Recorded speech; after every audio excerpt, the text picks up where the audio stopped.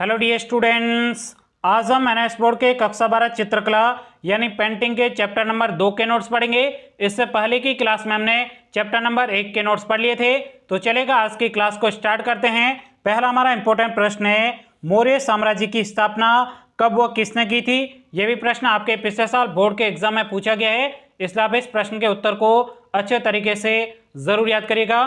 तो इस प्रश्न का उत्तर है, मौर्य साम्राज्य की स्थापना 322 ईसा पूर्व में चंद्रगुप्त ने की थी। 322 ईसा पूर्व किसने की थी? चंद्रगुप्त ने की थी। चलेगा, बढ़ते अगले प्रश्न की तरफ। अगला आपके दूसरा प्रश्न है, जिसमें कहा जा रहा है, किसके काल में वास्तुकला, साहित्य तथा मूर्तिकला का बहुत विकास हुआ है। तो इस प्रश्न का उत्तर है, गुप्त वंश के काल में वास्तुकला, साहित्य तथा मूर्तिकला का बहुत विकास हुआ है, इसलिए इनके काल को स्वर्ण युग कहा जाता है। कौन से युग को स्वर्ण युग कहा जाता है? गुप्त वंश के काल को स्वर्ण युग कहा जाता है। चलेगा, बढ़ते अगले प्रश्न की तरफ। अगला आपके तीसरा प्रश्न है, जिसमें कहा जा रहा है, सारनाथ का सिंह शीर्ष किसके काल में बना है। तो इस प्रश्न का उत्तर है, सारनाथ का सिंह शीर्ष महान सम्राट अशोक के काल में बना हुआ है। आई बात आपको समझ में? अभी तक भी आपने इस वीडियो को लाइक नहीं किया, वीडियो को लाइक करेगा, चैनल को अभी सब्सक्राइब कर लीजिएगा, नहीं तो आप भूल जाओगे, क्योंकि यहाँ पर आपको और भी सब्जेक्ट के नोट्स जल्दी अपलोड कर दिए जाएंगे, उसकी जानकारी आपको सबसे पहले मिल जाएगी। चलेगा, बढ़ते हैं अगले प्रश्न की तरफ। अगला आपके चौथा प्रश्न है, जिसमें कहा जा रहा है, यक्षिणी यानी चंवर धारिणी किससे बनी हुई है। तो इस प्रश्न का उत्तर है, यक्षिणी यानी चंवर धारिणी की मूर्ति बलुआ पत्थर से बनी है, जिस पर बहुत ही कुशलता पूर्वक शीशे के समान पॉलिश की गई है। आई बात आपको समझ में? चलेगा, बढ़ते अगले प्रश्न की तरफ। अगला आपके पांचवा प्रश्न है, जिसमें कहा जा रहा है, सांची के महास्तूप का आकार कितना है।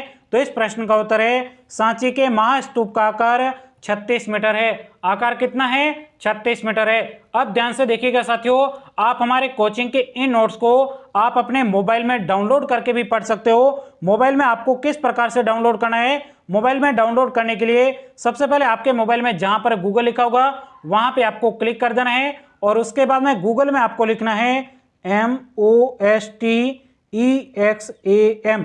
इस प्रकार से आपको मोस्ट एग्जाम लिखना है, और उसके बाद नीचे जो आपको सर्च का बटन दिया होगा वहां पे आपको सिंपल तरीके से क्लिक कर देना है। क्लिक करने के बाद में इस प्रकार से आपके सामने मोस्ट एग्जाम लिखा होगा, यहां पे भी आपको क्लिक कर देना है। क्लिक करने के बाद में यहां पे आपको थोड़ा नीचे आना है, यहां पे देखिएगा लिखा हुआ है एनआईएस बोर्ड, यहां पे आपको कक्षा 12वीं के नोट्स देखने हैं। तो इसके ऊपर आपको सिंपल तरीके से क्लिक कर देना है।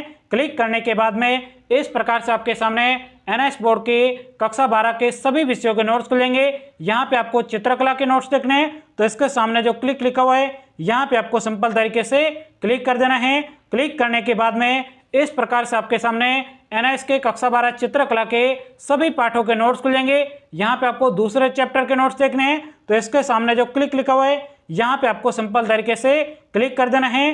क्लिक करने के बाद में इस प्रकार से आपके सामने एनआईएस बोर्ड के कक्षा 12 चित्रकला यानी पेंटिंग के दूसरे चैप्टर के नोट्स खुलेंगे। तो यहाँ पर आकर आप चित्रकला के सभी विषयों के नोट्स यानी सभी पाठों के नोट्स एक साथ में देख सकते हो। तो चलेगा, बढ़ते अगले प्रश्न की तरफ। अगला आपके छठा प्रश्न है, जिसमें कहा जा रहा है, तीर्थंकर की मूर्ति किस मुद्रा में है। तो इस प्रश्न का उत्तर है, तीर्थंकर की मूर्ति वज्र प्रकाशन मुद्रा में है। कौन सी मुद्रा में है? वज्र प्रकाशन मुद्रा में है। चलेगा, बढ़ते अगले प्रश्न की तरफ। अगला आपके सातवां प्रश्न है, जिसमें कहा जा रहा है, जैन तीर्थंकर महावीर स्वामी ने किन 3 रत्नों पर बल दिया है। तो इस प्रश्न का उत्तर है, जैन तीर्थंकर महावीर स्वामी ने 3 रत्नों पर बल दिया है, जिसमें आपके पहला है विश्वास, दूसरा है उच्चेत कर्म, तीसरा आपके सत्यता पर बल दिया है। आई बात आपको समझ में? यह प्रश्न आपके बोर्ड के एग्जाम के पॉइंट व्यू से बहुत ही ज्यादा महत्वपूर्ण है, और अभी तक भी आप वीडियो को लाइक करना भूल गए हो, जल्दी से वीडियो को लाइक